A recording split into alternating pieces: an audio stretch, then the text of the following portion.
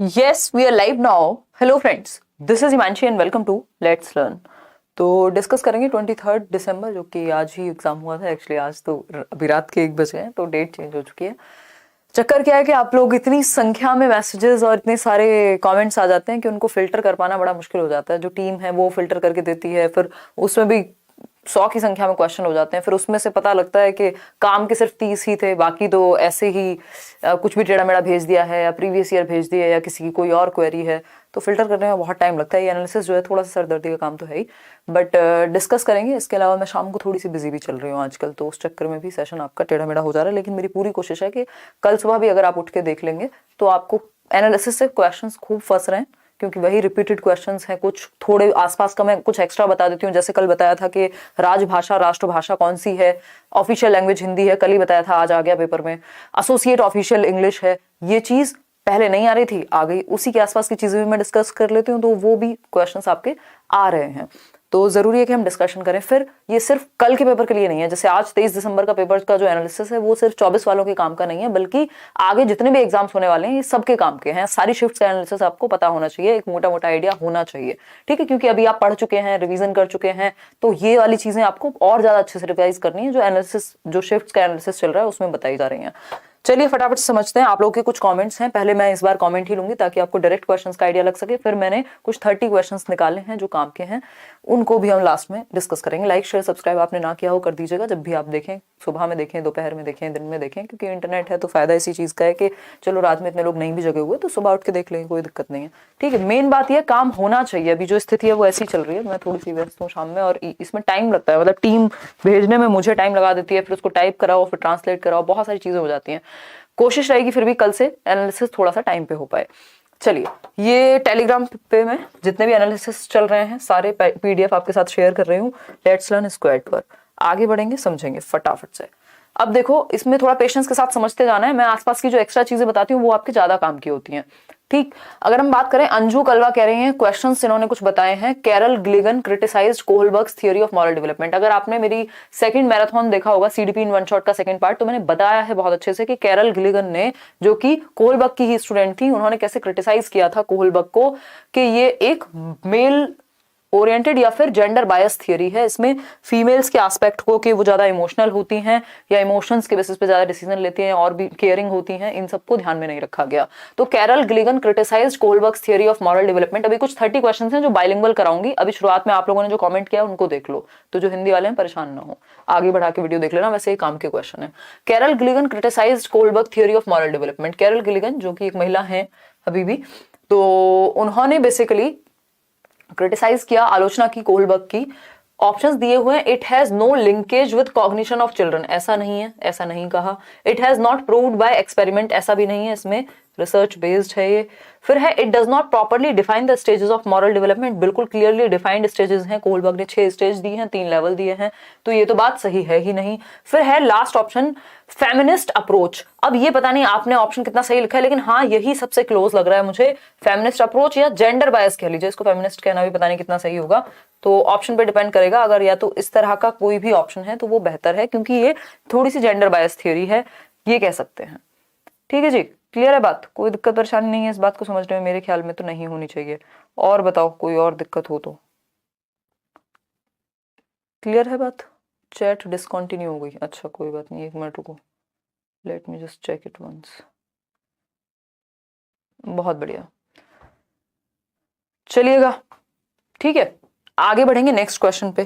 Question 2 क्या है, question 2 देख लेते हैं। During COVID-19, Neetu started reading books of her Elder sister without anybody's help. मान लीजिए घर में बच्चे होते हैं ना, तो नीतू एक बच्ची है और उसकी एक बड़ी बहन है, और जो बड़ी क्लास की बुक्स हैं या जो उसकी बड़ी बहन की किताबें हैं वो पढ़ना नीतू ने शुरू कर दिया। कब? लॉकडाउन के अंदर, है ना, कब? COVID-19 में।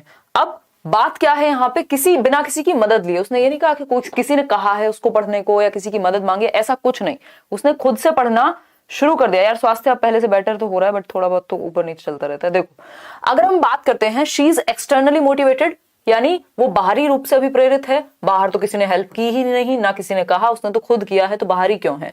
इंट्रिंसिक मोटिवेशन है, यानी इंटरनल मोटिवेशन है जो कि पॉजिटिव कही जाती है, अंतः अभिप्रेरणा है।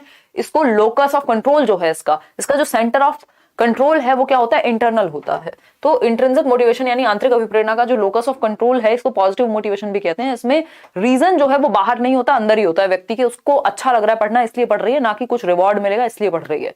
ठीक है, रीडिंग फॉर रिवॉर्ड ऐसी तो कोई बात ही नहीं है। Reading due to fear of punishment, किसी ने कहा ही नहीं उसे पढ़ने को, ना उसने हेल्प मांगी, खुद से पढ़ना शुरू कर दिया, मतलब वो मोटिवेटेड है, आंतरिक रूप से अभिप्रेरित है सीखने के लिए, पढ़ने के लिए। तो बी ऑप्शन हो गया सही। आगे बढ़ेंगे नेक्स्ट क्वेश्चन पे।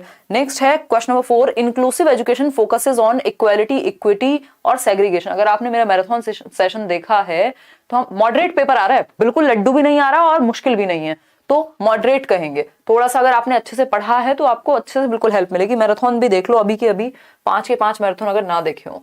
क्वेश्चन नंबर 4 है इंक्लूसिव एजुकेशन फोकसेस ऑन, समावेशी शिक्षा किस पे फोकस करती है। ये मैंने बहुत क्लियरली बताया हुआ है, शायद ही रेयर लोग बात करते हैं इस पे कि इक्वालिटी नहीं इक्विटी होगा इसका आंसर। क्या है, मैंने आपको वो डायग्राम भी दिखाया है कई बार कि इक्विटी क्या होता है। मान लीजिए एक व्यक्ति की हाइट कम है, तो आपने तीनों लोग, एक की बहुत ज्यादा है और एक की मीडियम हाइट है, आपने तीनों को सेम हाइट का स्टूल दे दिया, ठीक है, कि इस पे खड़े हो जाओ और कुछ देख लो। मान लो सामने दीवार है, तो जिसकी हाइट ज्यादा है उसके लिए तो वो सेम हाइट का स्टूल और ऊपर पहुंचा देगा उसे, और जिसकी कम है उसको थोड़ा सा ही हेल्प मिल पाएगी। तो बच्चे की नीड के अकॉर्डिंग इक्विटी होता है जब आप नीड को के प्रति सेंसिटिव होकर के मदद कर रहे हैं। ठीक है, किसकी क्या नीड है, तो equity is the right answer. Equality होती है समानता और इक्विटी होती है समता के नीड के अकॉर्डिंग, तो समता is the right answer, equity is the right answer. Segregation के तो ये अगेंस्ट है। फिर है नेक्स्ट क्वेश्चन, देखिए एक बार। नेक्स्ट क्वेश्चन है आपका, जीन पियाजे की थ्योरी के फैक्टर्स का आया हुआ था। अच्छा क्वेश्चंस देखो, फैक्टर के क्वेश्चन, फैक्टर मैं आपसे हमेशा कराती हूँ, पता नहीं पहले तो यूट्यूब पे लोग कराते भी नहीं थे, अभी भी कोई कराता हो तो रेयर है। ठीक है, अब खैर मैं अपनी तारीफें बाद में करूंगी, मतलब अब कहने की क्या बात है, अब वो चीजें जो नहीं होती हैं और आपको पेपर में देखने को मिल रही हैं और हम डिस्कस करते हैं, तो ये तो अच्छा लगेगा ना इस चीज को कहते हुए कि हमने किया है। ठीक, तो जीन पियाजे की थ्योरी के फैक्टर्स का क्वेश्चन आया था। फैक्टर मैंने 4 फैक्टर आपको भी जो सेकंड पार्ट किया था सीडीपी इन वन शॉट में बताए थे, मैचुरेशन, सोशल इंटरेक्शन, एक्टिविटी और इक्विलिब्रेशन। इनमें से 3 ऑप्शन थे, एक नहीं था, तो ये आपको याद रखने हैं, है ना। कैसे याद रखोगे, MESA या फिर MSAE, जो आपका मन करे। मैचुरेशन यानी परिपक्वता के जेनेटिक होता है, एज के साथ आएगा, स्टेज के साथ बायोलॉजिकल है। सोशल इंटरेक्शन दूसरा फैक्टर, सामाजिक अंतःक्रिया। फिर एक्टिविटी जिसको एक्सपीरियंस कह दिया है उन्होंने, और फिर है इक्विलिब्रेशन। इसको मैं MESE से भी कह देती हूँ कई बार। M बोले तो मैचुरेशन, E बोले तो इक्विलिब्रेशन या एक्सपीरियंस, S बोले तो सोशल इंटरेक्शन, और ये हुआ आपका एक्सपीरियंस या एक्टिविटी या इक्विलिब्रेशन। तो MESE ये 4 फैक्टर्स हैं, स्टेजेस अलग हैं, फैक्टर्स अलग हैं। ठीक है, तो ये भी हमें ध्यान में रख के जाना है। जनरली ये पूछे नहीं जाते हैं, बड़ी अच्छी बात है कि इस तरह के क्वेश्चन सीटेट में पूछे जा रहे हैं, मतलब लेवल अप है अभी सीटेट का। देखो एक बार लवीश की बात करते हैं, लवीश ने क्वेश्चन भेजे हैं, एक एक करके पढ़ते हैं इनको। ठीक है जी, अगर हम बात करें तो क्वेश्चन है, देखिएगा क्वेश्चन है, लविशा ने भेजा है, thank you so much Himanshu ma'am, आज मेरा एग्जाम था जो कि मैंने अपना बेस्ट दिया। ठीक है, पेपर ऐसा ही था जैसा अब तक होता आ रहा है, मतलब एक मॉडरेट लेवल है। नॉर्मलाइजेशन पे अभी ध्यान देने की जरूरत नहीं है, आपको अच्छा करना है, बेस्ट करना है। अगर इनको कराना होगा ये कराई देंगे, क्योंकि इतनी सारी शिफ्ट्स हैं, नहीं कराना होगा वो उनकी इच्छा होगी। तो आपको पेपर पे फोकस करना है, सिलेबस पे फोकस करना है और एनालिसिस पे फोकस करना है। जरूरी हो गया है अब एनालिसिस, क्योंकि थोड़े से मॉडरेट क्वेश्चन हैं। देखिए अगर हम बात करते हैं, PYQ से ही था, बिल्कुल सही बात है, बस थोड़ा सा लैंग्वेज में ट्वीक किया है। EVS कैसे पढ़ाएंगे, तो बिल्कुल आप एक्टिविटी पे फोकस रखते हैं, EVS पढ़ाने के लिए रियल लाइफ से जोड़ देते हैं, इतनी सी बात है। बर्ड्स मैचिंग थी कि कौन सा बर्ड कैसी उसकी कैरेक्टरिस्टिक्स हैं, तो बर्ड वाला चैप्टर अच्छे से पढ़ के जाना है। फिर है जेंडर, जेंडर के प्रति आपको सेंसिटिव होना है। ठीक है, जेंडर पैरिटी रखनी है, स्टीरियोटाइप या इनइक्वालिटी या डिस्क्रिमिनेशन पे काम नहीं करना, संवेदनशील होना है लिंग के प्रति। चाइल्ड सेंटर्ड एजुकेशन जो कि बच्चे को क्यूरियस मानती है, एक्टिव मानती है, इसके अलावा उसमें एबिलिटी है सीखने की, इस चीज को मानती है ना। बच्चा क्रिएटिव है, क्यूरियस है, लर्निंग एबिलिटी रखता है, ये तीनों चीजों को ध्यान में रख के चाइल्ड सेंटर्ड एजुकेशन बात करती है बच्चे को सक्रिय रखने की, बच्चे को सेंटर में रखने की। फिर है 5th ज्यादातर स्टेटमेंट वाले क्वेश्चन थे, मतलब स्टेटमेंट वाले मतलब जिसमें आपको अपना दिमाग लगाना पड़े, और ये ईवीएस में स्पेशली होंगे। झारखंड में फूलों से क्या बनाया जाता है, ऐसा एक क्वेश्चन था। मधुबनी पेंटिंग, जिसको मिथिला पेंटिंग कहते हैं, मैंने कल परसों के एनालिसिस में भी बताई थी, उससे भी एक क्वेश्चन था। फिर है कोविड-19 पर भी एक क्वेश्चन था, जो मैंने आपको अभी कराई दिया कि एक बच्ची है जो अपनी बड़ी बहन की बुक्स पढ़ने लगती है कोविड-19 के दौरान, तो वो इंट्रिंसिकली मोटिवेटेड है। देखो कुछ भी नया टर्म, न्यू एजुकेशन पॉलिसी से कई क्वेश्चन आ रहे हैं, वो पूरी वीडियो देख लो, न्यू एजुकेशन पॉलिसी में मैंने बताई हुई है। और new education policy 21st century skills पे फोकस करती है, creativity, problem solving, decision making, इन सब पे फोकस करती है। बस मैम इतना ही याद है, बाकी जिनका एग्जाम होने वाला है उनको ऑल द बेस्ट। चलिए बहुत बढ़िया जी, धन्यवाद Himanshu ma'am, thank you, bottom of my heart. अच्छा, कल हमने बॉटम से याद आया मुझे, बॉटम अप और टॉप डाउन अप्रोच की थी, उससे भी कई क्वेश्चन आए हुए हैं आज, किसी ने तो बताया था मुझे, थैंक यू लविशा। आगे बढ़ते हैं, क्रिएटिविटी एट इट्स बेस्ट। अब इन्होंने कई सारे क्वेश्चन बताए हुए हैं, फटाफट से समझते हैं। बुक फॉर एमपीटेट जो सीटेट वाले हैं ऑलमोस्ट, और एक प्रीवियस ईयर ले लो। आज मेरा एग्जाम अच्छा हुआ है, thank you so much for everything from Saloni Verma. Thank you so much Saloni, मुझे बहुत अच्छा लगता है आप लोग अच्छा करके आते हैं। मेरी पूरी कोशिश है टाइम इधर उधर हो जाए, बट मैं पूरी शिद्दत से लगी हुई हूँ। एक्चुअली ये कई घंटे का काम है, अगर प्रॉपर एनालिसिस सच वाला कराना है तो, नहीं तो क्वेश्चन कहीं से भी उठा के करा दूं, हजारों की संख्या में आप लोग व्हाट्सएप कर देते हैं। देखिएगा एक बार, क्रिएटिविटी एट इट्स बेस्ट। देखिए क्या कहते हैं, हेलो मैम, आज मेरा फर्स्ट अटेम्प्ट था सीटेट पेपर 1 का। ठीक है ठीक है ठीक है ठीक है, थैंक यू सो मच। 15 दिन पहले पढ़ना शुरू किया था। आज के पेपर के क्वेश्चन, एक तो ये मैथ्स का क्वेश्चन है, देख लेना। Which crop is grown in Jharkhand, rice, wheat और पीनट। तो राइस। अगर हम बात करते हैं प्याजे की, तो रिवर्सिबिलिटी कब आती है हमें पता होना चाहिए। रिवर्सिबिलिटी आ जाती है कॉन्क्रीट ऑपरेशनल यानी मूर्त संक्रियात्मक में 7 से 11 वर्ष की अवस्था में। इस पे हम क्वेश्चंस करेंगे, मैंने कुछ 30 क्वेश्चंस टाइप कराए हैं बाइलिंगुअल, वो भी हम करने वाले हैं। ठीक, a child can throw a ball but can, ये क्वेश्चन जरूर करेंगे आज, इसके लिए आप लास्ट तक रुकिएगा। बहुत अच्छा क्वेश्चन है कि एक बच्चा है वो बॉल तो फेंक लेता है क्रिकेट खेलते हुए या नॉर्मल भी, वो बॉल फेंक लेता है, बट पेन दो तो लिखा नहीं जाता उससे। तो ये सेफेलोकॉर्डल से संबंधित है या प्रॉक्सिमोडिस्टल। सेफेलोकॉर्डल क्या होता है, सिरोधपदोन्मुखी। प्रॉक्सिमोडिस्टल है समीपस्थ दूरस्थ विकास। सोचिएगा इस पे, मैं अभी बीच में जब क्वेश्चन ये कराऊंगी तब इसके साथ जाएंगे। अगर आप फिर भी सुनना चाहते हैं तो अभी सुन लीजिए। प्रॉक्सिमोडिस्टल यानी सेंटर्ड से आउटवर्ड। ठीक है, कि पहले बच्चे का जो मान लीजिए अपनी बाहों पे कंट्रोल है, फिर हाथ पे आया, फिर उंगलियों पे आएगा, उंगलियों में भी फिर आगे वाले पॉइंट्स पे आएगा। तो बच्चा बॉल तो फेंक लेता है क्योंकि पूरे हाथ से फेंकनी है, लेकिन एक एक फिंगर पे कंट्रोल धीरे धीरे आएगा। तो ये प्रॉक्सिमोडिस्टल से संबंधित है, ना कि सेफेलोकॉर्डल से। तो इस बात को ध्यान रखेंगे।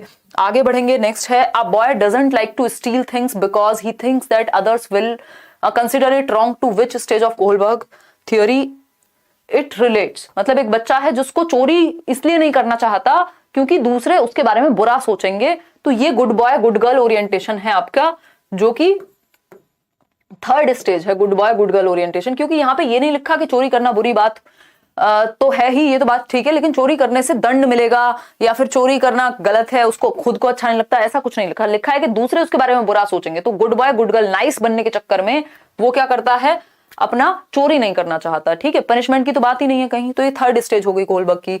विच इज अ सब theme of EVS, relationship, food, water, shelter. Food water shelter क्या है, मेन है, तो रिलेशनशिप है सब theme. Right answer is the relationships. ठीक है, 6 थीम्स हैं जो ब्रॉड थीम है ईवीएस में।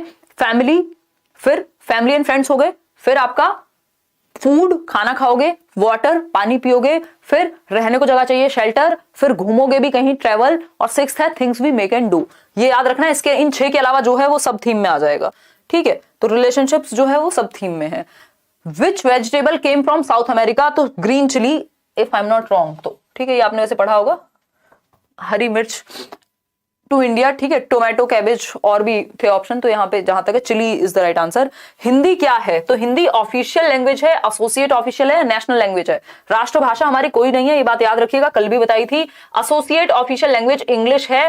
कौन सा एक्ट बताया था, ओला एक्ट बताया था। ओला वो कैब वाली ओला नहीं है, ऑफिशियल लैंग्वेज एक्ट 1963 में आया था, जिसमें हिंदी जो है वो ऑफिशियल यानी राजभाषा है आर्टिकल 3431 के तहत, और इंग्लिश आर्टिकल 3432 के तहत एसोसिएट ऑफिशियल लैंग्वेज है। ठीक, तो हिंदी क्या हुई, ऑफिशियल लैंग्वेज। इंग्लिश पूछे तो एसोसिएट ऑफिशियल लैंग्वेज। ठीक है, बिल्कुल आपको सजा के प्लेट पे दी जा रही हैं चीजें। अगर इतने पे भी आपको इतना सपोर्ट ना हमारे टाइम पे कोई होता तो क्या से क्या हो जाती चीजें। ठीक है, खैर आप लोग अच्छा कर रहे हैं। सीटेट में रिजल्ट को हमने बिल्कुल बदला है ऑनलाइन में। देखिए, निशा निम्बोरिया कह रही है some questions from 23 December morning shift. ठीक है निशा, देख लेते हैं।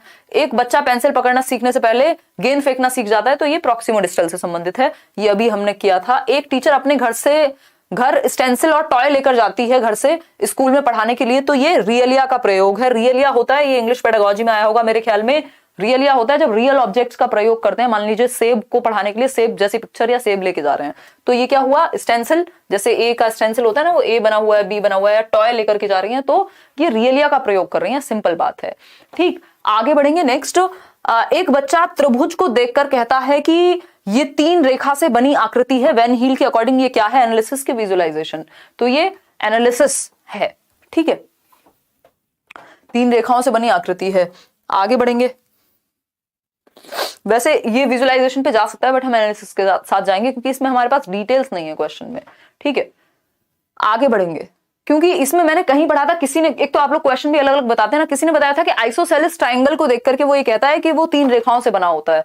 तो इसका मतलब तो फिर उसने सिर्फ विजुअलाइजेशन पे फोकस किया है, उसकी प्रॉपर्टीज पे फोकस नहीं किया कि वो इक्वल होंगी नहीं होंगी। तो ये क्वेश्चन एक बार, ये जैसी भाषा होगी वैसा आप आंसर करेंगे। अगर प्रॉपर्टी की बात होगी तो एनालिसिस, बिना प्रॉपर्टी के सिर्फ देख के आइडिया लगा रहा है तो विजुअलाइजेशन। वैन हील से क्वेश्चन जरूर आएगा, एक बार देख के जाइएगा। ऑब्जर्व करके भर सकते हैं क्या, यानी एक्टिविटी बच्चे की ऑब्जर्व करके हम चेकलिस्ट, असाइनमेंट, पोर्टफोलियो, तो चेकलिस्ट। ठीक, चेकलिस्ट के इतने इस वर्क में, इस एक्टिविटी में 10 आउट ऑफ 5 पे है, 6 पे है।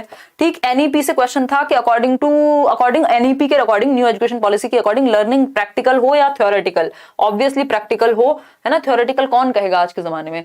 ठीक है, तो प्रैक्टिकल होनी चाहिए लर्निंग एनईपी के अनुसार। आगे बढ़ते हैं नेक्स्ट पे। डिसलेक्सिया पे क्वेश्चन है, एक सामने अधिगम विकार है। हाँ, एक अधिगम विकार है, अधिगम विकार है। डिसलेक्सिया जो है ये लर्निंग डिसऑर्डर है और ये लर्निंग डिसेबिलिटी है, LD, learning disability. Samuel Kirk नाम के व्यक्ति ने यूज किया था ये शब्द एजुकेशन में, सैमुअल किर्क। ये जो एलडी शब्द है, सैमुअल किर्क, ये भी याद रखिएगा, इंक्लूसिव एजुकेशन का टॉपिक है। ये सब मैराथन में कराया हुआ है, अगर आपको याद ना हो तो। आगे बढ़ेंगे नेक्स्ट क्वेश्चन पे। हिना चौधरी कह रही हैं पियाजे कॉन्क्रीट ऑपरेशनल से रिवर्सिबिलिटी। हाँ बिल्कुल, रिवर्सिबिलिटी जो है वो कॉन्क्रीट ऑपरेशनल में आती है। वाइगॉस्की से था, वो भी मैं अभी कराऊंगी। कोलबर्ग से था, बता ही दिया अभी कौन सा था, कैरल गिलेगन था। और बच्चा जो है चोरी नहीं करना चाहता, वो गुड बॉय गुड गर्ल से था। गार्डनर से था, ये मैं अभी कराऊंगी। गार्डनर से बड़े अच्छे क्वेश्चन आए हैं, 2 क्वेश्चन किसी ने भेजे हैं तो मैं कराऊंगी अभी लास्ट में। जेंडर से क्वेश्चन आता ही है भाई, स्टीरियोटाइप जो चला आ रहा हो, होना क्या चाहिए, पैरिटी होनी चाहिए। ईवीएस में सब थीम से क्वेश्चन था, ये भी मैंने अभी आपको बता दिया। बाला की फुल फॉर्म पहले भी पूछी जा चुकी है, उस दिन भी मैं बता रही थी किसी एनालिसिस में। बाला होता है building, BALA, building as learning aid, यानी जो बिल्डिंग है स्कूल की उसी को इस तरह से बना दो कि कहीं चार्ट बना हुआ है, कहीं कुछ बना हुआ है। बिल्डिंग एज लर्निंग एड, यानी बिल्डिंग को ही एक लर्निंग एड के रूप में, टीचिंग मटेरियल के रूप में यूज किया जा सके। यही है बाला का कॉन्सेप्ट। ठीक है, बाला शैतान का साला नहीं, बिल्डिंग एज लर्निंग एड। इतनी बात क्लियर है, कोई दिक्कत नहीं है। ऑल द बेस्ट रिया, जिनका भी कल एग्जाम है भाई, और आपको भी। मधुबनी पेंटिंग कहाँ की पेंटिंग है, तो ये मधुबनी डिस्ट्रिक्ट जो कि बिहार में है, मिथिला पेंटिंग भी कहते हैं। इसमें ह्यूमंस के ऊपर और बहुत सारी चीजों के ऊपर बनाया जाता है। इसमें चावल के पाउडर को मिक्स करके और फ्लावर्स को यूज किया जाता है कलर के लिए। ठीक, मधुबनी के मधुमक्खी के छत्ते के बारे में था, ये मैंने प्रॉपर चैप्टर कराया हुआ है। वो जो एक बच्ची है, अमृता की कहानी है या किसी की तो है, कि कब से कब तक, अक्टूबर में आई थिंक ये होती हैं। फिर है एनईपी 2020 से था, ये तो हमने बता ही दिया। सोशलाइजेशन का प्राइमरी फैक्टर से था। सोशलाइजेशन का प्राइमरी फैक्टर कौन होता है भाई, फैमिली होती है। सेकेंडरी कौन होता है, स्कूल, और बाकी की जितनी दुनिया है वो सब सेकेंडरी में आएगी। एनवायरमेंट एंड हेरिडिटी से था। ठीक है, ये क्वेश्चन भी मैं कराऊंगी जितना मेरे पास आया है। लैंग्वेज लर्निंग एंड एक्विजिशन से था, वो तो आएगा ही, भाषा अधिगम और अधिग्रहण। एक्विजिशन होता है जो नेचुरली बच्चा अपने आप एक्वायर कर ले अपने घर के आसपास की भाषा, और लर्निंग होता है प्रॉपर किताबों से और रूल्स के द्वारा सीखा जाए। ठीक है, हिंदी में भी आएगा, इंग्लिश में भी। डायरेक्शन से था, ईवीएस में डायरेक्शन से क्वेश्चन आएगा ही आएगा, ये मैं पहले भी बोल चुकी हूँ। जो मेन डायरेक्शन है 4 है ना, नॉर्थ, साउथ, ईस्ट और वेस्ट। इसके बीच में नॉर्थ ईस्ट, नॉर्थ और ईस्ट के बीच में साउथ, और ईस्ट के बीच में साउथ ईस्ट। इस तरह से हम ध्यान रखेंगे डायरेक्शंस का। केचुआ के बारे में स्टेटमेंट था, ट्रू और फॉल्स। केचुआ का हमें पता होना चाहिए कि वो टनल्स खोदते हैं, जिससे ये बेसिकली जो मिट्टी है उसको और उपजाऊ बनाते हैं, जो सॉइल है उसको और फर्टाइल करने का काम करता है केचुआ जो है आपका। ठीक है, इतनी बात क्लियर है हमें, कोई इसको, ठीक है, क्लियर है ना इतनी बात। आगे बढ़ेंगे। एनईपी पे अलग से वीडियो बनाई हुई है, एक बार उसको देख लो। ज्योमेट्रिकल थियोरी से था एक क्वेश्चन, मैथ्स थोड़ी लेंदी थी, बट बेसिक मैथ्स का था। बाकी सीडीपी एंड ईवीएस सिलेबस से ही था, बट थोड़ा लैंग्वेज चेंज थी क्वेश्चंस की। वेरी गुड, ओवरऑल पेपर ठीक था। Thank you so much ma'am for your hard work, love you and God bless you ma'am. Thank you so much. आपका नाम क्या है? आप जितने भी लोगों ने ये हेल्प की है, हिना चौधरी, थैंक यू। चलिए भाई आगे बढ़ते हैं। अक्षिता जैन, अक्षिता जैन क्या बता रही हैं? इन्होंने भी काफी सारे क्वेश्चंस बताए हैं, फटाफट से देखेंगे। अक्षिता बता रही हैं thank you ma'am, 23 December bottom up and top down listening strategies पर 4 क्वेश्चन थे, ध्यान से पढ़िएगा। बॉटम अप कल ही बताया था, बॉटम से अप यानी स्पेसिफिक टू जनरल जाना या पार्ट से होल की तरफ जाना। टॉप डाउन में क्या है? होल टू पार्ट जाना, ठीक है। टॉप डाउन में क्या है? होल टू पार्ट जाना। राइटिंग स्ट्रेटजी पहले ड्राफ्ट करते हैं, फिर आउटलाइन, रिवीजन, बिल्कुल सही लिखा है। क्रॉप ग्रो जो भी झारखंड में होती है, वीट, राइस, तो राइस। FFOE क्रिएटिविटी, ये कितनी बार करा चुकी हूं। क्रिएटिविटी के एलिमेंट्स होते हैं फ्लुएंसी, फ्लेक्सिबिलिटी, ओरिजिनलिटी और इलेबोरेशन, ये मैंने कराया हुआ है। Elements of creativity by Himanshu Singh search करोगे तो समझ में आ जाएगा, FFOE, ठीक है। एलिमेंट्स ऑफ क्रिएटिविटी, जो क्रिएटिव थिंकिंग है उसमें फ्लुएंसी होगी, बहुत सारे आइडियाज आएंगे। फ्लेक्सिबिलिटी होगी, लचीलापन होगा। ओरिजिनलिटी, मौलिकता होगी, नए आइडियाज होंगे। और इलेबोरेशन, उनको कंप्लीटली इलेबोरेट करके हम यूज कर पाएंगे। अकॉर्डिंग टू NEP मल्टीलिंगुअलिज्म क्या है? तो मल्टीलिंगुअलिज्म को सपोर्ट करेगा NEP, ठीक है। केरल क्रिटिसिज्म, ये हम कर ही चुके हैं। डिशेस जो कि झारखंड में फ्रूट से उससे बनती हैं, फ्लावर्स से, ये ऑप्शन पे डिपेंड करेगा। पोचामपल्ली के शॉल या कुछ तो बनता था, to real life, to real people etcetera.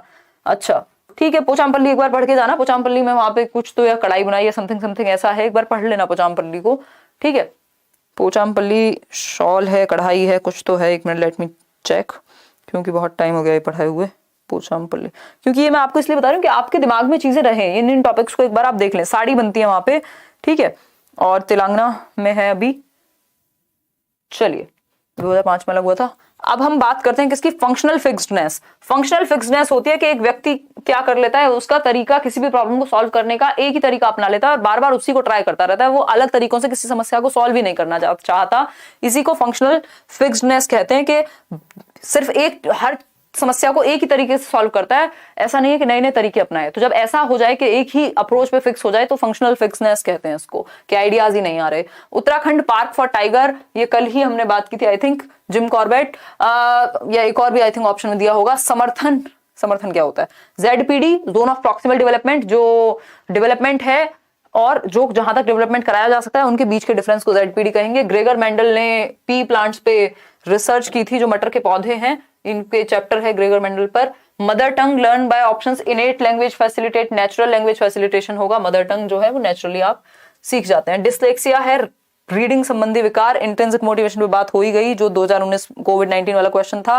Naturalistic intelligence अभी मैं कराऊंगी, ये क्वेश्चन तो हमारे पास आए हुए हैं, अभी कराऊंगी लास्ट में। Which emotion arise if child value that activity but having low control on it. तो फ्रस्ट्रेशन ऐसा हो सकता है कि वो चाहता है करना बट कंट्रोल नहीं है। लेव वाइगॉस्की प्याजे 4 फैक्टर्स हो चुका, बाला कर लिया हमने। फॉर्मल ऑपरेशन पर भी कराऊंगी। 2 ग्लास, एक छोटा है एक बड़ा है, यानी रिवर्सिबिलिटी की दिक्कत है बच्चे में, सेंट्रेशन का गुण है। लॉन्गिट्यूडिनल एक्सिस का जो डेवलपमेंट है वो क्या कहलाता है? सेफेलोकॉर्डल, यानी सर से पैर, हेड टू टो, लंबवत जो है वो सर से पैर की तरफ, सेफेलोकॉर्डल, सिरोध पदोन्मुखी। ठीक है जी बात। गुड मॉर्निंग सभी को। आगे बढ़ेंगे फटाफट से, समझते जाएंगे एक एक करके। अंजू कुमारी क्या कह रही हैं देखिएगा। अंजू कुमारी, देखो दिक्कत है नहीं तो मेरा, अगर मैं देखूं तो आप लोग बहुत ज्यादा संख्या में जुड़ सकते हैं अगर ये सेशन थोड़ा टाइम पे हो जाए, बट आजकल थोड़े से इश्यूज चल रहे हैं, मैंने आपको प्रॉब्लम सारी बताई। तो अभी सुबह देखें, चाहे जब मौका मिले। मेरा मेन उद्देश्य है कि मैं अपनी तरफ से आपको काम करा दूं, चाहे आपको देखने का जब भी फुर्सत मिले या जितने भी लोगों को फुर्सत मिले। अंजू कुमारी क्या कह रही है? कल से वैसे कोशिश रहेगी इसको टाइम से कराया जाए। अंजू कुमारी कह रही है primary agent of socialization family होती है। लैंग्वेज एक्विजिशन एंड लर्निंग में नेचुरल एनवायरनमेंट में एक्विजिशन होता है। लर्निंग स्कूल में जाके किताबों से, रूल से, टीचर से होती है। पियाजे वाइगॉस्की कोलबर्ग की good boy good girl stage अभी बताया मैंने आपको। ईवीएस में डिस्कस हो गई, इंक्लूसिव एजुकेशन हो गई। हिमांशी CDP पूरी कवर हो गई थी आपके चैनल से, थैंक यू सो मच। अगर आपने बाकी भी देखे होंगे तो कवर हो गए होंगे, EVS वगैरह भी देखिए एक बार। पाल गेमिंग YT 5 मैराथन सेशन जरूर देख लेना। CDP के 4 घंटे का एक एनालिसिस है, जो पूरा डिस्कशन है वो जरूर देख लेना। 17 दिसंबर वाला पेपर देखो जब भी होना होगा, 16 का सेकंड पेपर और 17 वाला, वो नोटिस आ जाएगा सीटेट की वेबसाइट पे, उसको चेक करते रहो। पाल गेमिंग कह रहे हैं मैम आज मेरा पेपर था 23/12 इतने को, अच्छा हुआ, मेरे सारे आपकी बात को फॉलो किया था, अच्छा गया, आप बहुत ही अच्छे टीचर हो मैम, गॉड ब्लेस यू, आप हमेशा ऐसे ही पढ़ाती रहें। थैंक यू सो मच जी, आप सभी का धन्यवाद। जितने भी लोगों को मदद मिली। अशोक बुद्ध कह रहे हैं my CTET exam gone outstanding, all credit goes to your teaching and strategies, nothing out of your marathons and NCERT. इससे पहले मैंने 2 अटेम्प्ट कर लिए थे, बट इस बार मुझे लगता है 130 प्लस स्कोर हो जाएगा। चलिए बहुत बढ़िया, आप लोग भी ऐसा ही करें कल के पेपर में, मैराथन्स जरूर देखें, एनसीईआरटी जरूर फॉलो करें, प्रीवियस ईयर जरूर फॉलो करें। कुछ भी नहीं कर पा रहे हैं इन तीनों में से तो सिर्फ मैराथन्स देख लें, 5 अलग अलग सब्जेक्ट की मैंने कराई हुई है, अलग अलग सब्जेक्ट डाली और मिल जाएंगी। मैं लिंक भी आपको शेयर कर दूंगी। A2R स्टडी ने कुछ क्वेश्चंस बताए ईवीएस के, एक बार ये देख लेना। ये क्वेश्चंस हैं आपके झारखंड की फसल, अभी बात हुई थी राइस की, हम बात करेंगे या जो भी ऑप्शन में सही लगेगा। ग्रेगर जॉन मेंडल ने पी यानी मटर के पौधों पे इन्होंने रिसर्च की है, खुरदरे होते हैं, स्मूथ होते हैं। कर्नाटक में मिट्टी खोद कर नरम बनाने वाली औजार, इसको जरूर देख के जाना। मधुबनी जिला कहाँ है, तो बिहार में है। जिम कॉर्बेट पार्क, हाँ जिम कॉर्बेट की भी हमने बात की थी टाइगर रिजर्व को लेकर के। मधुमक्खी पालन पे बात होनी है। उल्लू यानी आउल और स्लॉथ पे क्वेश्चन था, प्रश्न को मिलान करना था। मटर कौन लेके आया था, ये भी बात हुई हमारी। कौन सी उप थीम है यानी सब थीम, केले की सब्जी कहाँ, कचनार, सहजन, झूम खेती, डव जो पक्षी होता है, हाथी, पोचमपल्ली, लाल मिर्च, ब्रेल लिपि में कितने बिंदु होते हैं, तो 6 डॉट्स होंगे। सूंघने की क्षमता सबसे अधिक किसमें पाई जाती है, चूहा, बिल्कुल सही आंसर है। ये सारी बात है, अरविंद राय ने कमेंट किया है, तो ये आपको आइडिया लग जाएगा कि इन चीजों को आपको रिवाइज करके जाना है। फिर एम्बिशियस लर्नर जिनका कल पेपर है, आप बिल्कुल पेपर से आधे घंटे पहले देख रहे हैं, वो तो रिवाइज नहीं करेंगे, वो तो सिर्फ क्वेश्चन कर लेंगे जो मैं भी कराऊंगी। लेकिन जिनका थोड़ा 1-2 दिन है या शाम की शिफ्ट में पेपर है, वो जरूर रिवाइज करें इन टॉपिक्स को। एम्बिशियस लर्नर कह रहे हैं, ये क्वेश्चन आया था इनका कि when a child assesses his self assessment then, देखो सेल्फ असेसमेंट का मतलब है खुद को ही असेस करना, तो सेल्फ असेसमेंट आता है असेसमेंट एज लर्निंग में। देखो चाहे सेल्फ असेसमेंट लिखा हो पेपर में, चाहे लिखा हो पीयर असेसमेंट यानी साथी समूह, या फिर खुद का आकलन, असेसमेंट एज लर्निंग में आएगा। जब टीचर इन्वॉल्व हो और सीखने के लिए आकलन हो रहा हो तो फॉर लर्निंग में आएगा। ऑफ लर्निंग जब बाद में नंबर देने के लिए हो। इन लर्निंग जब लर्निंग में ही इन्वॉल्व हो, क्वेश्चन चैप्टर के बीच में ही क्वेश्चन हो। ये 2 दिन पहले पूछा गया था, अभी भी पूछा जा रहा होगा। अंजू कलवा का एक और क्वेश्चन है, हेलो मैम आज मेरा एग्जाम था, मॉडरेट लेवल था, बोथ पेपर्स का। क्वेश्चन है motor and cognitive development continue, motor और कॉग्निटिव डेवलपमेंट कब तक कंटिन्यू रहते हैं, तो ऑप्शन क्या होना चाहिए, चाइल्डहुड, फिर से चाइल्डहुड, एडोलेसेंस या होल लाइफ स्पैन। देखो ये आंसर होना चाहिए whole life span. Motor and cognitive development, जैसे प्लेयर्स हैं वो वर्क करते रह सकते हैं मोटर डेवलपमेंट पे, संज्ञान पे हम अपने वर्क करते रह सकते हैं। बात हुई है कंटिन्यू कब तक रहते हैं, रुक कब जाते हैं, तो एक बार को हम कह सकते थे एडोलेसेंस या एडल्टहुड ऑप्शन हो जाता। तो ये ट्रिकी क्वेश्चन है, जैसी भाषा होगी पेपर में वैसा आंसर होगा। अभी के लिए हम इसके साथ होल लाइफ स्पैन जा रहे हैं, लेकिन पेपर में सही तरीके से पढ़ लेना, अगर इन्होंने थोड़ा बहुत भी लैंग्वेज में गड़बड़ की होगी तो आंसर बदल जाएगा। ठीक है, आगे बढ़ेंगे नेक्स्ट क्वेश्चन पे। अच्छा, अब ये क्वेश्चंस हैं कुछ 30 क्वेश्चंस या 29 क्वेश्चंस हैं जो आज के पेपर से टाइप कराए हैं, और 1-2 क्वेश्चन ऐसे हैं जो शायद पेपर में ना भी आए हों बट आपके काम के जरूर हैं। मैंने क्योंकि छांट करके रखा ही उनको, नहीं तो बाकी सब फिल्टर कर लिए और डिलीट कर दिए थे, नहीं तो क्वेश्चंस तो आपने बहुत सारे भेजे हैं। देखिएगा एक बार फटाफट से, new batch for KVS DSSB और स्पेशल बैच फॉर CDP।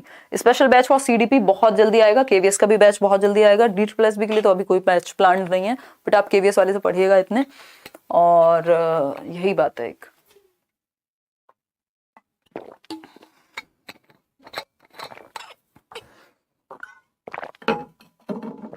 अब देखिएगा फटाफट से इसको, कुछ क्वेश्चंस करते हैं।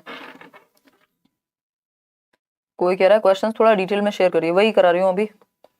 ये तो मैंने अभी आपको ओवरव्यू दिया ना इतनी देर में। रिया कमेंट पढ़ लिया भाई।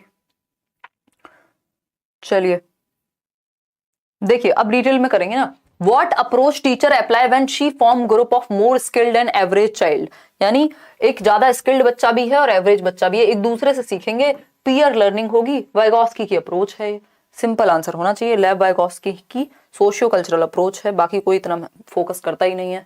ठीक है, फिर है second question, child development can be modified according to punishers and reinforcers, the basis of this statement is that development is affected by, यानी जो बाल विकास है उसको दंडकों और पुनर्बलकों के द्वारा, यानी दंड देकर के या फिर आप दे रहे हैं रीइंफोर्समेंट, उसको मॉडिफाई किया जा सकता है, किसको, डेवलपमेंट को। तो ये बात जो है वो हेरिडिटी से संबंधित है कि डेवलपमेंट अफेक्टेड है किससे, हेरिडिटी से, एनवायरमेंट से, या दोनों से। देखो अब ये ट्रिकी क्वेश्चन है, अगेन पेडागोजी में ऐसे क्वेश्चन बनाना रेयर होता है। ठीक, अगर हम बात करें तो यहाँ पे आंसर एनवायरमेंट होना चाहिए कायदे में, क्योंकि रीइंफोर्समेंट और पनिशमेंट आप एनवायरमेंट के द्वारा दे रहे हैं, तो ये अफेक्ट ज्यादा जो हो रहा है वो एनवायरमेंट के द्वारा हो रहा है, लेकिन डेवलपमेंट होता दोनों से ही अफेक्ट, होता दोनों से ही अफेक्ट है तो ज्यादा बेहतर ऑप्शन सी होगा, क्योंकि इसको समझिएगा, जो पनिशर्स और रीइंफोर्सर्स होते हैं, पनिशर्स या रीइंफोर्सर की भी अगर मैं बात करूं तो कुछ रीइंफोर्सर ऐसे होते हैं जो सेकेंडरी होते हैं, जैसे पैसा वैसा, लेकिन प्राइमरी क्या है, खाना तो हमारी बायोलॉजिकल नीड है ना, तो ये हेरिडिटी से भी संबंधित हो गया। तो अगर ज्यादा बेहतर ऑप्शन होगा तो सी होगा, लेकिन अगर इन्होंने संकुचित अर्थ में पूछा है तो ये बी को भी सही मान सकते हैं। आप सी लगा के आइएगा, ज्यादा चांसेस हैं कि सी से उत्तर आपका ज्यादा मैच हो जाए, ये लोग सी को कंसीडर कर लें, नहीं तो बी भी इसमें गलत नहीं है। अब ये पेडागोजी का खेल है कि ऐसी सिचुएशन बन सकती है कि दो ऑप्शन सही हो जाएं, ठीक है, तो हम जाएंगे तो सी के साथ, क्योंकि दोनों से ही होगा, मॉडिफिकेशन एक से संभव होता नहीं है। क्वेश्चन नंबर 3 देखिए, विच of the following is not a feature of a child centred outlook. बाल केंद्रित शिक्षा की कौन सी एक विशेषता नहीं है? तो हर एक बच्चे को अपना करिकुलम बना सकता है, मतलब अपनी एक्टिविटी निर्धारित कर सकता है, ऐसा कुछ लिखा होगा इसमें कि वो चूज कर सकता है टास्क, ठीक है। चिल्ड्रन आर इनएक्टिव पार्टिसिपेंट्स, बच्चा कभी भी निष्क्रिय नहीं हो सकता, वो भी चाइल्ड सेंटर्ड में, तो बी ऑप्शन सही है क्योंकि नॉट पूछा है हमसे, ठीक है। फिर है ईच चाइल्ड इज यूनिक, ये बात तो सही है, हर बच्चे का अधिकार है पढ़ना, ये बात भी सही है, वो अपने आप चूज कर सकता है गतिविधि को, ये जो ऑप्शन है पहला, इसमें थोड़ा बहुत फेरबदल होगा, ये एग्जैक्ट हमारे पास सही नहीं पहुंचा है, तो ए ऑप्शन नहीं, बी सही होगा। बच्चे कभी भी निष्क्रिय नहीं हो सकते, एक बार को वो खुद से तो चूज कर सकते हैं क्या करना है उनको। क्वेश्चन नंबर 4 देखिए, thought not only determines language but also proceeds it, ये कल भी आया था क्वेश्चन कि विचार भाषा से पहले आता है, यानी थॉट पहले आ जाता है, विचार पहले आता है, लैंग्वेज बाद में आती है, थॉट के बाद लैंग्वेज आती है, ये किसने कहा है? और दूसरी भाषा में इसी बात को अगर मैं कहूं तो आपके सामने लिखा है कि विचार सिर्फ पहले ही नहीं आता भाषा से, बल्कि निर्धारित भी करता है भाषा को, तो ये पियाजे का कथन है, ठीक है, ये पियाजे का कथन है। विचार और लैंग्वेज दोनों साथ साथ चलते हैं, ये वाइगोस्की कहते हैं, फिर बाद में जाके मर्ज हो जाते हैं, ठीक। A option is the right answer. आगे बढ़ेंगे नेक्स्ट क्वेश्चन पे। क्वेश्चन नंबर है अपना 5, which of the following theory best describes the Heinz dilemma. Heinz dilemma की बात किस थियोरी में हुई है? तो कोहलबर्ग की थियोरी में हुई है, C option is the right answer, free का नंबर है। तो आगे बढ़ेंगे क्वेश्चन नंबर 6 पर। The environmental factors that shape development include, यानी एनवायरमेंट के वो फैक्टर्स जो डेवलपमेंट को क्या करते हैं, शेप करते हैं। किस एक फैक्टर को छोड़ दें अगर, तो बाकी सब एनवायरमेंट के फैक्टर हैं। ये क्वेश्चन पहले आ चुका है, अब ये नहीं पता कि रिपीट हुआ है या आपने रिपीटेड भेज दिया है ना, लेकिन फिर भी मैंने इसको यहाँ डाल दिया क्योंकि ये इंपॉर्टेंट है, ऐसा पूछा जा सकता है, इसके आसपास का कोई क्वेश्चन पूछा जा सकता है आपसे। तो बात हो रही है कि कौन सा एक फैक्टर एनवायरमेंटल फैक्टर नहीं है, एक्सेप्ट लिख दिया ना, कौन सा एक फैक्टर एनवायरमेंटल फैक्टर नहीं है, तो हम कह सकते हैं कि क्वालिटी ऑफ एजुकेशन किससे संबंधित है? एनवायरमेंट से। एनवायरमेंट में ही तो होगी जिस जगह पे आप हैं, न्यूट्रिशन एनवायरमेंट से तो संबंधित है ना, कल्चर एनवायरमेंट से ही तो संबंधित है, लेकिन फिजिक जो है, जो आपका शारीरिक बनावट है, वो हेरिडिटी से ज्यादा संबंधित है, आनुवांशिकता से, आपके जीन्स से ज्यादा संबंधित है। आपकी आंखों का रंग आपके जीन्स से, हेरिडिटी से ज्यादा संबंधित है। बाकी जो न्यूट्रिशन है, एजुकेशन है, आपकी संस्कृति है, ये एनवायरमेंट का ज्यादा हिस्सा है, ठीक है। तो D option is the right answer. अगर यहाँ कलर ऑफ योर आईज या फिर आपका हेयर टाइप होता तब भी डी ऑप्शन सही होता। क्वेश्चन नंबर 7 देखिए एक बार। क्वेश्चन नंबर 7 क्या कहता है? क्वेश्चन नंबर 7 कहता है, which of the following implications can't be derived from Piaget's theory. पियाजे की थ्योरी क्या नहीं कहती, ये पूछा है। बच्चे के अंदर सीखने की क्षमता होती है, बात सही है, डिजायर होती है। नीड ऑफ वर्बल टीचिंग पे उन्होंने बहुत फोकस नहीं किया। Acceptance of individual differences, yes. Discovery learning, yes, लेकिन नीड ऑफ वर्बल टीचिंग के सबको आप एक प्रॉपर हर बच्चे को पढ़ाओ एक एक के सर पे खड़े होके, बल्कि वो एक्टिविटी पे ज्यादा फोकस्ड है। कौन? जीन पियाजे। तो बी ऑप्शन ज्यादा बेहतर है यहाँ पे। आगे बढ़ेंगे नेक्स्ट क्वेश्चन पे। नेक्स्ट क्वेश्चन है question number 8, dash can be best used in teaching to encourage democratic living among students. Democratic living समझते हैं आप? डेमोक्रेटिक लिविंग होती है कि सबको मौका मिले बोलने का, सीखने का, ठीक। डैश कैन बी बेस्ट मतलब लेक्चर मेथड नहीं, ये तो डेमोक्रेटिक पे है ही नहीं, ये तो टीचर सेंटर्ड है। सोशल इंटरेक्शन में डेमोक्रेटिक होगा क्योंकि आपस में लोगों को फ्रीडम है एक दूसरे के साथ इंटरेक्ट करने की, तो बी ऑप्शन ज्यादा सही है, ठीक। एक्सपेरिमेंटल डिस्कवरी में इंडिविजुअली भी किया जा सकता है बजाय कि डेमोक्रेटिक। डेमोक्रेटिक का मतलब है जहां लोग इन्वॉल्व हो, तो सोशल इंटरेक्शन में तो लोगों का इन्वॉल्व होना बनता ही है, चाहे वो डिस्कवरी में एक बंदा हो, एक्सपेरिमेंटल में एक हो, लेकिन सोशल इंटरेक्शन में मल्टीपल लोगों की जरूरत पड़ेगी। फिर देखिएगा क्वेश्चन नंबर 9, पियाजे proposes that pre operational children are unable to conserve, यानी वो कंजर्व नहीं कर पाते, संरक्षण नहीं कर पाते 2 से 6-7 वर्ष के बच्चे। विच of the following factors attributes this inability, किस वजह से ये इनेबिलिटी पाई जाती है? तो बच्चे का जो एब्स्ट्रैक्ट रीजनिंग तो यहाँ आती ही नहीं है, हाइपोथेटिको डिडक्टिव रीजनिंग भी नहीं आएगी, इरिवर्सिबिलिटी ऑफ थॉट की वजह से, यानी बच्चा अपने विचार को परिवर्तित करके नहीं देख पाता, बर्फ पानी बन सकती है, पानी बर्फ बन सकता है, ये उसकी समझ में नहीं आता, इसलिए कंजर्वेशन उसके अंदर नहीं आता। तो B option is the right answer. Question number 10 देखिए, डेवलपमेंट स्टार्ट्स फ्रॉम दी, विकास की शुरुआत प्री नेटल स्टेज से ही हो जाती है, यानी प्रसव पूर्ण अवस्था यानी प्रेगनेंसी के टाइप से ही हो जाती है। ये भी पुराना क्वेश्चन है बट इंपॉर्टेंट है, पूछा जा सकता है, तो कोई बुराई नहीं है अगर हम इसको कर लेंगे तो, है ना। मैं इसको लेके श्योर नहीं हूं कि आया होगा बट आ भी सकता है, इतना भी पक्का है। ठीक, आगे बढ़ेंगे, और प्री नेटल गर्भ से शुरू होकर कब्र तक जाएगा, हमेशा कंटिन्यू रहेगा डेवलपमेंट। आगे बढ़ेंगे, question number 11, individual learns from his own mistakes. ये भी प्रीवियस ईयर है, लेकिन मुझे लगा कि ये आपको बता देना चाहिए, क्योंकि ऐसा नहीं है कि प्रीवियस ईयर रिपीट नहीं हो सकते। ठीक है, तो जो व्यक्ति है वो अपनी पुरानी गलतियों से या गलतियों से सीखता है। ये ट्रायल एंड एरर का, त्रुटि एवं प्रयास का सिद्धांत है, जिसकी बात थॉर्नडाइक करते हैं कि हम गलती करते हैं फिर उसको दोहराते नहीं है, सीख लेते हैं उससे, बार बार ट्राई करते हैं फिर गलती करते हैं, सीख जाते हैं, ये कहते हैं थॉर्नडाइक। E.L. थॉर्नडाइक, इनको फादर ऑफ एजुकेशनल साइकोलॉजी भी कहा जाता है। इनसाइट किसने दिया है, इनसाइट या आहा मूवमेंट दिया है कोहलर ने, वोल्फगैंग कोहलर, गेस्टाल्टवादी हैं ये। ठीक, इंस्ट्रूमेंटल कंडीशनिंग किसको कहते हैं, जो स्किनर का रीइंफोर्समेंट का सिद्धांत है उसी को हम इंस्ट्रूमेंटल कंडीशनिंग कह रहे हैं। ठीक, आगे बढ़ेंगे नेक्स्ट क्वेश्चन पे। नेक्स्ट क्वेश्चन है आपका क्वेश्चन नंबर 12। अब अच्छे अच्छे क्वेश्चन है। According to John Dewey, school is a dash institution and education is a dash process. खुद सोचिए, स्कूल क्या है, एक सोशल इंस्टीट्यूशन है जहां लोग हैं, और एजुकेशन क्या है, एक एक्टिव प्रक्रिया है। तो A option is the right answer. Philosophical, psychological, ये सब गलत है। आगे बढ़ेंगे नेक्स्ट क्वेश्चन पे, क्वेश्चन नंबर 13 पे चलेंगे। क्वेश्चन नंबर 13 पढ़िएगा। अकॉर्डिंग टू जीन पियाजे, children develop abstract logic and reasoning. जहां बात एब्स्ट्रैक्ट वर्ड की आ जाए, समझ जाओ एब्स्ट्रैक्ट का मतलब है अमूर्त, और अमूर्त कहां आता है, फॉर्मल ऑपरेशनल 11 साल के बाद, 11 से 14 में। ठीक है जी, तो C option is the right answer. आगे बढ़ेंगे अब नेक्स्ट क्वेश्चन पे। स्पीड थोड़ी सी तेजी रखूंगी मैं, क्योंकि ऑलरेडी लेट है हम लोग और आप रिवीजन के तौर पे देख रहे होंगे इस वीडियो को। Women are weaker than man, this is one या दिस वन। अब देखो, ये क्वेश्चन ना 2018 में पूछा जा चुका है। अगर ये क्वेश्चन ईवीएस में पूछा जाएगा, आप कहेंगे मिथ है, क्योंकि कोई एनसीईआरटी है या पता नहीं क्या ड्रामा है इनका, कि ये ऑफिशियल आंसर में मिथ ही मानते हैं, इसको झूठ ही मानते हैं कि women are weaker than man. इसको मिथ सही माना था और ये चेंज भी नहीं हुआ था आंसर की में। लेकिन अगर ये सीडीपी में पूछा जाएगा तो आप कहेंगे ये स्टीरियोटाइप है, जो कि है भी, ये रूढ़िबद्ध धारणा है। ठीक है, ये ईवीएस की एनसीईआरटी या कोई तो एनसीईआरटी है जिसमें मिथ लिखा हुआ है या समथिंग ऐसा है, जिसकी वजह से इसको मिथ ही मानते हैं लोग, अगर ईवीएस में पूछा जाए तो। ठीक, अगर सीडी में पूछा जाएगा आप कहेंगे स्टीरियोटाइप है। ठीक, आगे बढ़ते हैं नेक्स्ट क्वेश्चन पे। क्वेश्चन नंबर 15 देखिए, ये मैंने इसीलिए कंसीडर किया क्योंकि इसमें कंफ्यूजन आपको हो सकती है, बेशक ये पूछा गया हो या ना हो। क्रिएटिव चाइल्ड क्या इंडिकेट करता है, तो डाइवर्जेंट थिंकिंग या फिर क्यूरियोसिटी, उसमें उत्सुकता बहुत ज्यादा होती है। क्रिएटिविटी के 4 एलिमेंट FFOE, इनसे आज क्वेश्चन आया था, इनको बार बार ध्यान में रखना है। फ्लुएंसी यानी बहुत सारे आइडियाज आते हैं, वही बच्चा क्रिएटिव हो सकता है। फ्लेक्सिबिलिटी यानी एक आइडिया काम ना करे तो दूसरे को अपनाएंगे, दूसरा काम ना करे तो तीसरा अपनाएंगे। फिर है ओरिजिनलिटी यानी मौलिकता, यानी मौलिक चीजें करेंगे, ओरिजिनल होना चाहिए आपका आइडिया। इलेबोरेशन, जिसको आप प्रॉपर इलेबोरेट करके यूज करने के लिए इस्तेमाल में ला पाए बेसिकली। तो ये FFOE एलिमेंट्स ऑफ क्रिएटिविटी हैं। आगे बढ़ेंगे नेक्स्ट क्वेश्चन पे। क्वेश्चन नंबर है 16, पढ़िएगा एक बार। Development of child is not straight, it turns back and forth. ये क्वेश्चन भी पहले पूछा जा चुका है, आज तक मेरा कमेंट्स आपके पास नहीं जा सका है। गॉड ऐसे कि परसों ड्रीम में आके सारे क्वेश्चन का रिप्लाई दे दिए। बहुत बड़ा फैन ऑफ अंकुर सर, नाम आपका फैन ऑफ अंकुर सर है। अंकुर सर कौन है वैसे, I do not know, but अच्छे ही होंगे, है ना। तो ऑल द बेस्ट। नाम आपका पता ही नहीं, अब कैसे पढ़ूं मैं आपका कमेंट। डेवलपमेंट ऑफ चाइल्ड, कम से कम अपने नाम से तो सेव कर लो।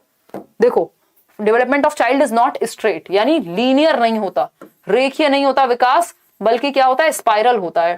टर्न्स बैक एंड फोर्थ यानी वर्तुलाकार है, एक स्टेज में आगे बढ़ेगा, दूसरी स्टेज में आराम करेगा। इसको स्पाइरल कहते हैं, आगे पीछे चलता रहता है। ऐसा नहीं है कि एक स्ट्रेट लाइन है कि सेम गति से आगे बढ़ता रहेगा, कभी गति कम होगी, कभी ज्यादा होगी। तो इसको लीनियर नहीं, स्पाइरल डेवलपमेंट कहते हैं। ए option is the right answer. ठीक है जी, कितना बचा है, अभी और हैं 14 क्वेश्चन, 29 क्वेश्चन है टोटल। तो प्रिंसिपल्स ऑफ स्पाइरल डेवलपमेंट यानी वर्तुलाकार। फिर है क्वेश्चन नंबर 17, पढ़िएगा। If a child is first able to hold a glass, ये आज का नया क्वेश्चन है, जरूरी है, इंपॉर्टेंट, मार्क कर लेना इसको। ठीक है, अगर मैं बात करती हूं तो if a child is first able to hold a glass and water bottle after that, मतलब पहले तो वो ग्लास को होल्ड कर सकता है, फिर वाटर बॉटल जो कि थोड़ी बड़ी होती है। She able to hold a pen and button up her shirt, यानी पहले पेन को होल्ड करना सीख गया, लेकिन बटन अप जो बटन लगाना है शर्ट का वो बाद में सीखा है, क्योंकि बटन में थोड़ा सा और ज्यादा क्या लगेंगी, स्किल्स लगेंगी आपकी, वो भी कौन सी, फाइन मोटर स्किल्स। तो ये प्रॉक्सिमो डिस्टल है कि बच्चे का जो कंट्रोल है वो अंदर से बाहर की तरफ जा रहा है। पहले किस पे था कंट्रोल, के बड़ी चीजों को होल्ड कर ले, फिर छोटी छोटी चीजों पे, महीन पे, यानी सेंटर टू पेरीफेरी, तो ये प्रॉक्सिमो डिस्टल कहलाएगा, बी ऑप्शन। आगे बढ़ेंगे, हेड टू टो होता है लंबवत, ए ऑप्शन। ठीक, आगे बढ़ेंगे, यूनिडायमेंशनल जैसा कुछ नहीं है। यहां पे देखिए 18th क्वेश्चन, अकॉर्डिंग टू पियाजे at which of the following stages does the child begin to think logically about abstract concept. अमूर्त अगर लिखा हो, यहां कॉन्क्रीट लिखा होता तो कॉन्क्रीट ऑपरेशनल, एब्स्ट्रैक्ट लिखा है तो फॉर्मल ऑपरेशनल 12 साल के बाद। ठीक है, फॉर्मल ऑपरेशनल, औपचारिक संक्रियात्मक अवस्था। अगर यहां एब्स्ट्रैक्ट की जगह कॉन्क्रीट लिखा होता तो कॉन्क्रीट ऑपरेशनल। डिसलेक्सिया क्या है, डिसलेक्सिया इज, देखिएगा एक बार, डिसलेक्सिया इज यानी व्हाट इज डिसलेक्सिया। डिसलेक्सिया पढ़ने संबंधी विकार है, जो आपको ईशानवस्थी याद आ रहा होगा, तारे जमीन पर का, ठीक है, उसको याद रखना है। देखिए एक बार, अगर मैं बात करूं यहां, अगर बात की जाए किसकी, डिसलेक्सिया की, ठीक, तो डिसलेक्सिया क्या है, spectrum of learning disability, LD है, हाँ कह सकते हैं। ऑप्शन थोड़े बहुत इधर उधर आप लोगों ने भेजे होंगे। साइको सोशल नहीं है, न्यूरोलॉजिकल एक बार को हो सकता है, मोटर भी नहीं है, मेंटल भी नहीं है, दिस इज लर्निंग डिसेबिलिटी है, एक प्रकार का अधिगम संबंधी विकार है। और कहीं कोई डाउट हो तो पूछ लो, लाइक शेयर सब्सक्राइब ना किया हो तो कर देना, कल आके पहले कमेंट जरूर कर देना। ये कैरल गिलिगन वाला सही तो है, क्या दिक्कत है, मतलब क्या दिक्कत है इसमें। ये वाला क्वेश्चन नंबर 1 कह रहे हो कि जो ये मैंने अभी कराए थे आपको बाद में लिख करके, इसका भी चेक कर लेते हैं, है ना। हाँ, मैं आपको एक्सटर्नल मोटिवेशन दे रही हूँ, सही कह रहे हो, रीइंफोर्समेंट कहेंगे इसको, मोटिवेशन नहीं कहेंगे, है ना। आप इसलिए थोड़ी, आप थोड़ी पढ़ाई कर सकते हो, आपके टॉप कर दोगे आप पेपर के दौरान, मैंने ये बात कही है ना। तो जो अच्छा व्यवहार कर रहा होगा, जो मेहनत कर रहा होगा, वो और अच्छे से मेहनत करेगा, है ना। ये बात मैंने पहले थोड़ी कही थी, ये बात मैंने अब कही है जब वो प्रोसेस चल रही है। तो ये रीइंफोर्समेंट हुआ, ये एक्सटर्नल मोटिवेशन नहीं हुई, है ना। एक्सटर्नल मोटिवेशन तब होती है जब मैं कहती आपके कोई काम की चीज नहीं है, फोन दे देंगे आपको उठा के, तो वो काम की चीज नहीं होगी। देखो एक बार, मतलब उसको यूज कर सकते हो, बट मेन मुद्दा वो नहीं है। फोन तो है ही आपके पास, तभी देख रहे हो आप, ठीक है। देखो एक बार, what approach teacher apply when she form group of more skilled and average child, यानी ज्यादा बच्चे भी और थोड़े से एवरेज चाइल्ड भी। क्या दिक्कत है इसमें, लेवाइगोस्की नहीं हो सकता, क्या इशू है, मुझे बताओ बताओ बताओ। क्यों, ग्रुप फॉर्म करने की बात हो रही है ना, ग्रुप फॉर्म करने की बात हो रही है, मेरे अनुसार तो देखो इसमें वाइगोस्की होगा, ठीक है जी। अरविंद कह रहे हैं गाड़ी सही हुई, आप इतनी मेहनत करती हैं हम लोगों के लिए, दिल से शुक्रिया, we need more teachers like you. मेरी सिस्टर ने आपकी वीडियो देखकर लास्ट ईयर का सीटेट क्लियर किया था, थैंक यू सो मच दी, thank you Aditya, thank you so much. NEP में मैंने एक वीडियो बनाया हुआ है, उसको देख लो, फिर भी बना दूंगी। और बताओ, tomorrow is my exam, SST बिल्कुल भी नहीं है प्रिपेयर मैम। पूजा थोड़ी तो करनी चाहिए थी, एवरेज प्रीवियस ईयर ही कर लेते सिर्फ, ताकि बाकी की 3 में अच्छा कर लो, 1 में एवरेज कर लो, पास हो जाओगे या अच्छा कर लोगे, है ना। 3 को मेरा पेपर है, प्रिपरेशन नहीं हो रही, आपकी वीडियो का ही सहारा है। तो देखो ना, वीडियोस इतनी सारी हैं भाई, पेपर एनालिसिस डेली कराइए, मेरा एग्जाम 8 जनवरी को, अरे डेली करा रहे हैं भाई, रात रात को जग के करा रहे हैं। गिफ्टेड बच्चे की विशेषताएं बताया तो मेमोरी अच्छी होती है इनकी, सीखने की जल्दी सीख लेते हैं चीजों को, और लर्निंग एबिलिटी तो ऑब्वियसली ज्यादा होती है, हायर मेंटल एबिलिटी होती है दूसरे बच्चों से। और अगर हम बात करें अपनी एज से बड़े बच्चों से दोस्ती करना पसंद करते हैं। और इसके अलावा क्यूरियोसिटी बहुत ज्यादा हाई होती है, यानी उत्सुकता बहुत ज्यादा होती है चीजों को सीखने की, करने की। बोर हो सकते हैं आसानी से अगर चैलेंजिंग एक्टिविटीज, इनके लेवल की एक्टिविटीज इनको नहीं दी जाएंगी, तो इसलिए एनरिच्ड करिकुलम का पालन किया जाना चाहिए इन बच्चों को सिखाते समय। ये बेसिक चीजें हैं, ठीक है जी। आई एम 22 ईयर ओल्ड, मैं पहले आर्मी में थी, किसी रीजन से मुझे आर्मी छोड़नी पड़ी। ऑल द बेस्ट शेलू, आप बेहतर करें, आग लगा दें बिल्कुल, मतलब प्रॉपर लिटरल वाली आग नहीं, दिल से, एनर्जी से आग अच्छा करें आप एजुकेशन में, ये मेरे कहने का मतलब है। हाँ,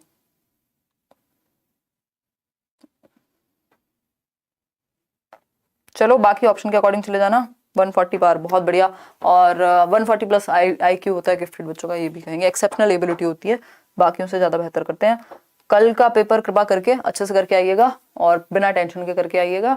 आपको अपना दिमाग का इस्तेमाल करना है, आप कुछ एक्स्ट्रा ऐसा है नहीं कि आप पढ़ के बहुत दुनिया बदल देंगे, बस रिवीजन के लिए कुछ देखना चाहें तो देख लीजिएगा।